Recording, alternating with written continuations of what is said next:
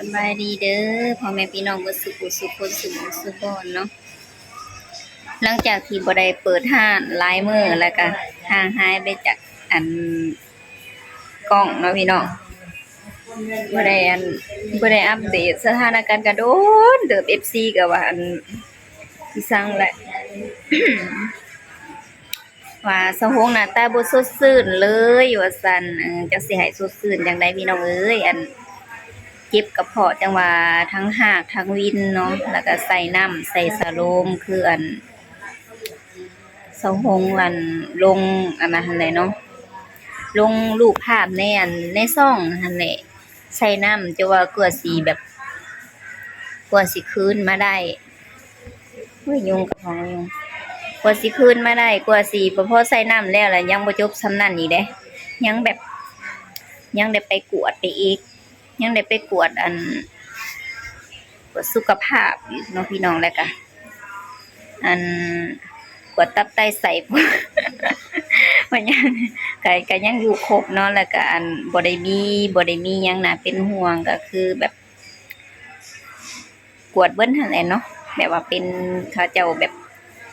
เขาเจ้าเอิ้นอิหยังเอ็กซเรย์บ่หรืออิหยังจักอย่างนี่แหละแล้วก็เอายามากินแล้วก็สุดลงอีกกระเพาะตอนนี้ก็ยังอยู่แต่สุดลงอีกแล้วก็ เมื่อนอนอยู่บ้าน2 มื้อ2 คืนเนาะ2 คืน1 มื้อพี่น้องกินยาแล้วก็เมื่อยนี่เด้กระเป๋าน้อยห้อยศอกที่แบบบ่อยากได้ที่สุดที่แบบบ่อยากได้กระเป๋าแบบนี้นะ แล้วก็ได้กระเป๋าน้อยอันหนึ่งเนาะแล้วเบิดเงินไปแล้วเติบหนึ่งอยู่หลังจากใส่น้ำแล้วซักยา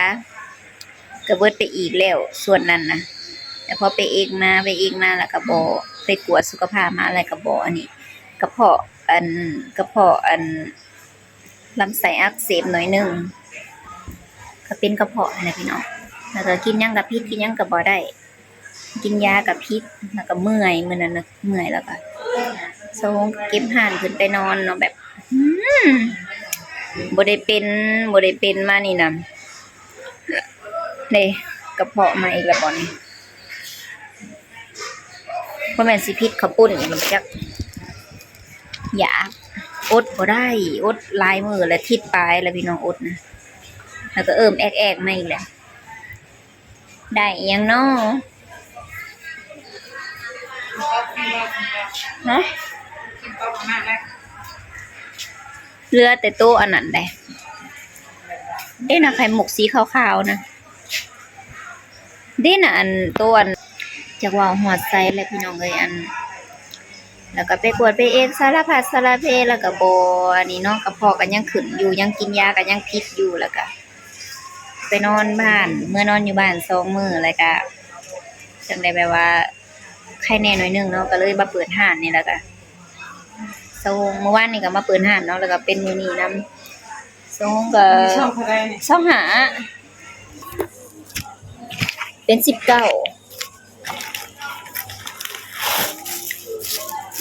บ่ได้เอาร้านมานำไปส่งร้านโรงเรียน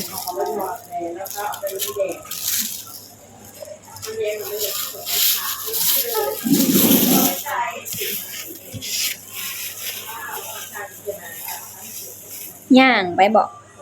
เนาะ ขอบใจ เป็นไงแหละเอามาให้เลี้ยงเนี่ยได้ที่2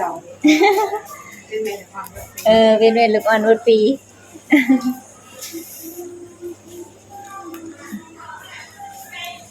เว้าแล้วก็ลืมนะพี่น้องเนาะนั่นแหละเว้าFC ว่าสะโฮมคือบ่สดชื่นแท้บัดคือส้มคืออันนั้นแท้บ่ส้มบ่จักสิแนวสิว่าอะไรเนาะพี่น้องเด้อเที่ยวไปหาหมออยู่แล้วก็สะโฮมก็บ่เคยแบบว่าเป็นแห้งปานนี้จักเทื่อเนาะแต่สุดนี้น่ะถือว่า เป็นเทื่อแรกแล้วก็เทื่อตำอิดเลยเนาะที่แบบว่าบ่มีอาการเจ็บท้องบ่มีอาการมีแต่ตึงๆแบบ แบบแบบสะแบบแล้วก็แล้วก็วินหัวแล้วก็มีแต่อาการก็มีแต่ซ้ำนั่นเนาะที่ว่าเซาวงมันลงคลิปมื้อนั้นเนาะที่ว่าอันบอกว่าเป็นกระเพาะเป็นอิหยังนะก็อันนั้นน่ะคือสุดแรกอันนั้นน่ะคือสุดแรกและอันนี้น่ะคือสุดที่สองเนาะก็คืออันเติบหนึ่งอยู่พี่น้องเอ้ยแบบเรื่องบ่มีโรคแบบโรคนั้นโรคนี้ดอกแต่ว่าพอขวดออกมาแล้วก็มีแต่กระเพาะนั่นแหละเพราะว่าเซาโฮมกินข้าวบ่ค่อยตรงเวลาเนาะกินแต่ละมื้อบางเทื่อก็บ่าย2โมงบ่าย3โมงแต่กินเวลากินน่ะกินได้น้อยหนึงกินได้บ่หลายเพราะว่ามันบ่ค่อยอยากเนาะคันแบบ มียาวิตามินยาอันนั้นก็คือสิกินข้าวแซ่บอยู่เนาะพี่น้องแต่ก็อันนี้ก็กินไปคันแนวอยากคือแนวนี้ก็กินบ่ได้คาล่ำอีกก็บ่อยากกินมื้อนึงนี่ก็มาอีกข้าวปุ้นอันข้าวปุ้นไก่เขาเจ้าเฮ็ดขายแล้วก็สั่งเอาน่ะอีกแล้วสิผิดอีกแล้วเนาะนี่เนาะ กินลงไปแล้วก็หูโลด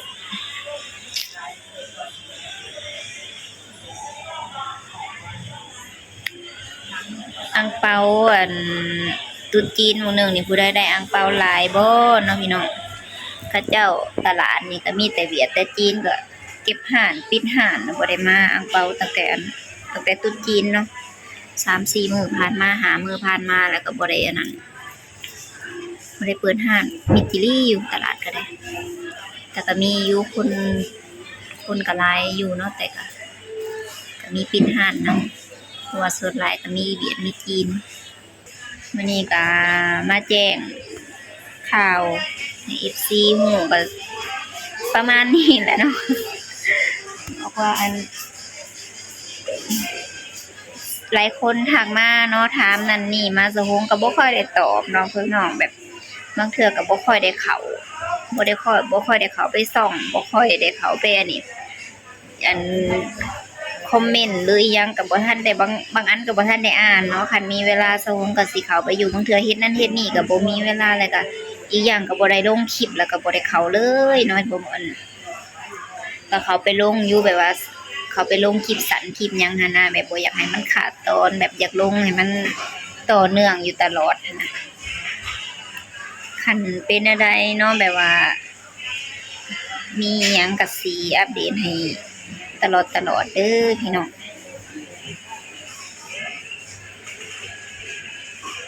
สิวก็ขึ้นน่ะ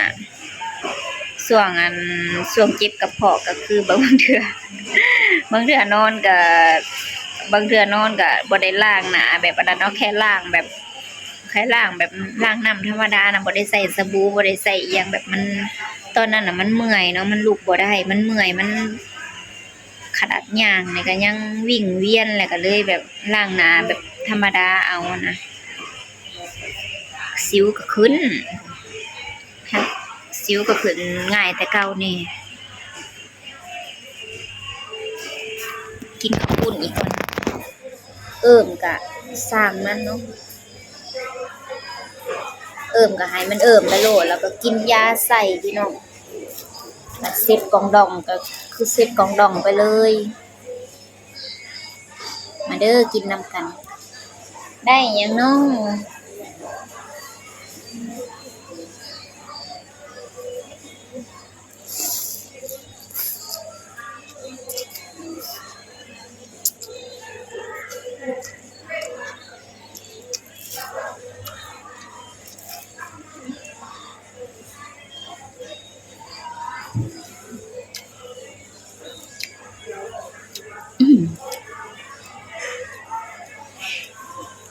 ยาก็ถือมาเป็นกระตาแต่ก็กินบ่ได้ดอกเพราะปกติเขาให้กินเช้ากินแลงเนาะแต่ว่าเช้าคงก็เลือกกินแต่ตอนแลงเอาบัดเดียวซะเพราะว่าคันกินตอนเช้าแหละมันเฮ็ดให้อยากนอนเนาะยามันแฮงยากลุ่ม แล้วก็สิขายเครื่องก็สิยากอีกได้บัดนี้ผู้เจ้าก็สินอนลูกค้าก็สิเข้าประมาณนี้นะแล้วเซาฮงก็เลือกกินแบบ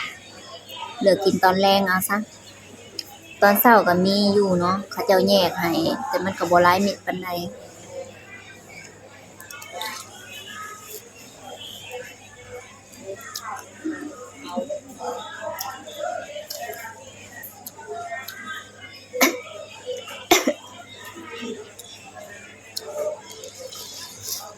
อืม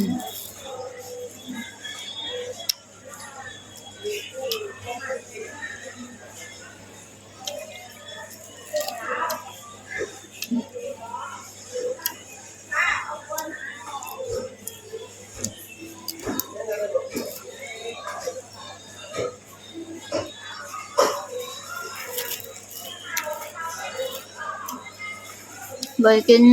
ข้าวปุ้นน่ะเป็นเดือนแล้วเนาะโอ๊ตสุดว่าโอ๊ตตำก็บ่ค่อยได้กินดอกโดนๆสิได้กินอิหยังก็สุดว่าอดเนาะปานนั้นก็ยังเจ็บท้องเซาฮงก็เลยเลือกที่สิบ่อด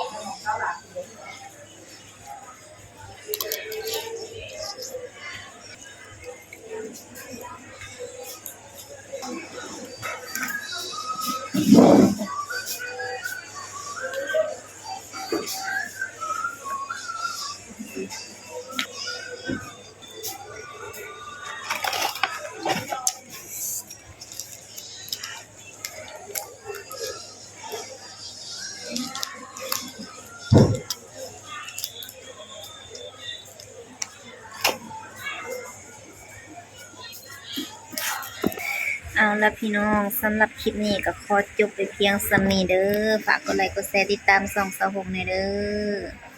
สิอัปเดตให้เบิ่งเรื่อยๆเนาะอันสถานการณ์อิหยังก็ได้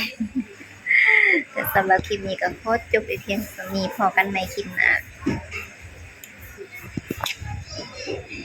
บ๊ายบาย